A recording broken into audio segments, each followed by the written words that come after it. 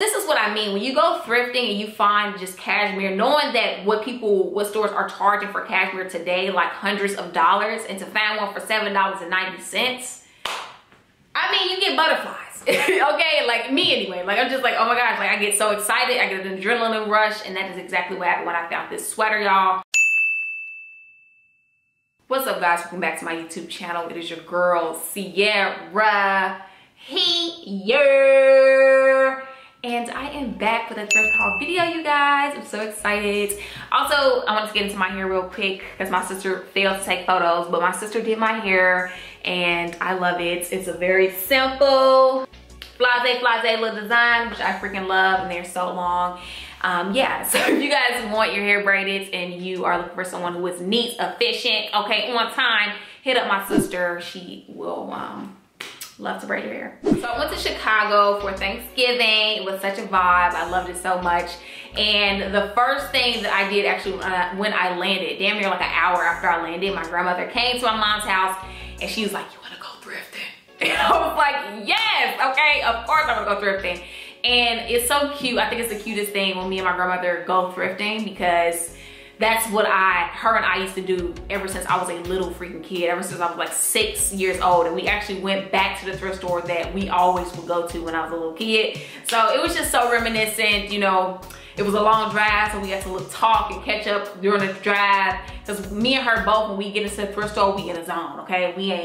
We can chat later, we in the zone. And the thrift store that we went to was actually the Village Discounts, I believe, in Chicago Heights. That is one of my favorite freaking thrift stores. And yeah, I can't believe I'm on here saying this, because this one that I ain't gonna hold you, I'll be trying to gatekeep.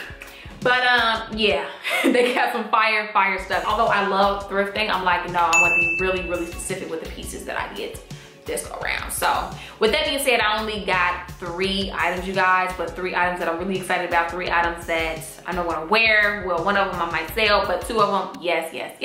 Now my grandma, I think she only ended up getting like two items or something like that. Also, my little nephew came with me, so it was just like 3 generations of thrifters. I feel like most kids, he started off with like, oh, I want to get some toys. You know, you start with the toys and then you graduate to shoes, then you graduate to clothes, you know, as you go older. You know, if your family is into thrifting like mine is. I feel like with kids too, it's just like, even though it don't look like they paying attention, they be paying attention. And also he was trying on things with me. It was just like so freaking cute, y'all. Like, go thrifting with your fam. It's an experience for sure. And the first item I am actually wearing, which is this cashmere, 100% cashmere V-neck sweater. And when I seen it, I was like excited. Part of me though was like, is it gonna fit my arms? Because my arms are super long. And you know, if it didn't fit my arms, I was gonna exit out. Because I'm like, it's 100% cashmere, but I have to pass. Because I feel like in the past, I would purchase things just because it was 100% cashmere. Even though it didn't fit me, I'm like, it's cashmere though. I gotta get it. It's $3, it was cashmere. So with that being said, I actually tried this on in the thrift store. And when I tell y'all, I was so surprised at how perfectly it fit. And this is one of those pieces where I feel like, why would the person ever give it up? Whoever had this sweater, like, why would you give it up? Like, it's so freaking perfect. And the brand is actually Rugby Ralph Lauren, which is, it was a separate brand, but it was under, of course, the parent company, Ralph Lauren. And Rugby Ralph Lauren actually catered to 16 to 25-year-olds that were like athletic into like rugby. They had like little rugby cafes around, which is cool because it's like the same concept as Ralph Lauren, the store now. Like, they have the Ralph Cafe. Now they have one in New York on Madison Avenue, which is cute, but it's always packed. And I looked online and the pieces is not cheap still. Some pieces were like hundreds of dollars. Some pieces were like $70. And it may be because Rugby Ralph Lauren ended in 2013, so you can't purchase it anymore. So that makes this piece even more special. And I think I paid $7.90 for it. This is what I mean. When you go thrifting and you find just cashmere, knowing that what stores are charging for cashmere today, like hundreds of dollars, and to find one for $7.90, I mean, you get butterflies. Okay, like me anyway. Like, I'm just like, oh my gosh, like I get so excited. I get an adrenaline rush, and that is exactly what happened when I found this sweater, y'all. And I just know that I'm gonna have it forever. I look forward to wearing it in the spring with like white on the bottom, but I'm gonna wear it tonight to get dinner and a little cocktail. And just zooming in on the details of this sweater, I love that you have this ribbing detail at the arms. You also have the same ribbing details at the bottom. I feel like this style sweater you can wear tucked in or tucked out. So yes, try to find y'all one, because I do feel like it is definitely a staple for the fall winter, just like a v-neck. And next piece we're gonna get into is actually another 100% cashmere sweater. This one actually does not have a brand, so I don't know which brand it is, and it does have like 2 little holes at the back that I noticed, but I usually wear hair, so you won't be able to see that. Ribbing around the neck, also at the arms, which I really love, and again around the waist. I feel like usually with like ribbing on a sweater, like it'll fit, you know, kind of taut around your wrist or maybe taut around your waist. But as you guys can see, this one is pretty big for me. It's gonna be like an oversized big for me. I just love the fact that it was like a crew neck, and I knew that I could wear like a little t-shirt underneath and tuck it in if I needed to and get away with it. Like, I feel like when it comes to a cashmere sweater, maybe you can't go too small, but you can always go like big and make it a look. You can do it as a dress and belt it. You can wear it, you know, do the little French tuck. Like, it's always a thing when it's oversized, you know? But as you guys can see, how I styled it with it being so oversized is I tucked a little bit in the front, and then I tucked a little bit in the back, opposite side. So I feel like if you're gonna tuck something in here, then you wanna tuck the back in here, or vice versa. It just gives a little bit more shape, you know, to the sweater, and shows your silhouettes, I feel like, a little bit better when you tuck it that way. So yeah, I was playing with it until I got it right, or to my liking, and yeah, I'm definitely gonna probably style it this way for sure, and style it with so many other different things. But I would say I definitely saved the best for last, because I was so excited when I stumbled across this jacket. And first off, it was this jacket, and also it was this Barber jacket that I came across. What other jacket? I saw this like Nautica jacket, and all of them was like fire, but the Nautica and the Barber was like too big for me, so I'm like, I'm not gonna get it. And also it was just like really wasn't my style, although it was like sick. How do you guys navigate between like, man, this is sick, this is classic, but it's not me, you know? I do like some style photography, or like street style photography. A good portion of the looks I capture are looks that I would not wear myself, but I feel like are definitely looks, and definitely the people wearing them, like, you know, push it through. But I don't know, with fashion, I find it sometimes hard being like, oh my gosh, this is everything, and I know it's a look, but should I buy it or should I just pass? Because it's ultimately not for me. With that being said, I feel like the jacket that I purchased probably is not for me, but I did some research on this jacket, and I was like, hold on, I might sell this jacket. As you guys can see, it says Chicago on the front of it. And then on one arm it has 1917, and then on the other arm it reads CAG. So in the thrift store, I had a little moment. I was on Google like searching up CAG and all of these, you know, terms. And CAG actually stands for Chicago American Giants, which was a Chicago Negro Baseball League founded in 1910, and it went until 1930. And it was actually founded by Andrew Rube Foster, who is said to be one of the best pitchers of the 1900s.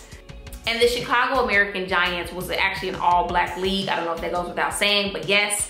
And that was because until 1947, black and whites played separately. So 1947 is when they were integrated, but pre-integration. So this jacket, I feel like, has some history to it, obviously, and I feel like it's so freaking cool. It's 100% cotton, but as you guys can see, the lettering is all leather. Like, I was like, hold on, this is sick. And my grandmother was like, you gonna pay $50 for that jacket? Like, you gonna buy that jacket? Like, girl. And it's probably one of the most expensive pieces I feel like I've actually bought at a Salvation Army type thrift store, not like a Beacons or something like that, because I feel like that's more like consignments and more like curated pieces. But at the Salvation Army, it's like actual digging. You typically will pay like at the most $15 for a top or something like that. But yeah, with that being said, this jacket was $50. And I will say, at the Salvation Army, the one in Chicago Heights, that is one where I feel like they will still underprice, but they know when something is good. And this jacket, obviously priced at $50, they kind of knew it was something. And when I did some research on it, like, I saw that people were selling this jacket for like hundreds of dollars. This jacket just makes me feel like I have a little piece of history, so that's one of the reasons where I feel like I might hold on to it. But if one of you guys have like a grandfather or an uncle who played baseball, who really like jackets like this or understand the history behind this jacket truly, DM me on Instagram or email me. We can talk, okay? Because I definitely feel like I want someone to have this jacket who really appreciates it. Also on the back, it says professional And then the Negro League with this very quality leather patch work. I feel like it's just sick. Well, not just, it was, for me, it was mostly like the quality. Like, I was just like, wow, like this is 100% cotton. It's like a canvas type cotton. And actually it had, one of the first things that I had researched was this, which says Arrow Leather Care, right? I was like, oh, is that the brand? Like, I was like, because this, as you guys can see, it just has like this tag with like nothing that says anything, so I couldn't Google it from here.